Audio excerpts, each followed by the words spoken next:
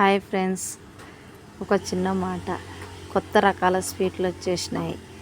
చిన్న చిన్న డబ్బాలలో వచ్చినాయి.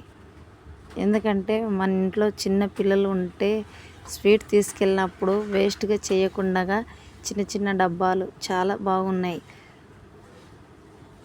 ఇంకా చాలా రకాలు వచ్చినాయి ఫ్రెండ్స్, చూపిస్తా చూడండి. దాంట్లోనే ఇది కొద్దిగా పెద్దగా వచ్చింది. ఇది నూల లడ్డు, చాలా బాగుంటాయి. చూడండి ఒకసారి.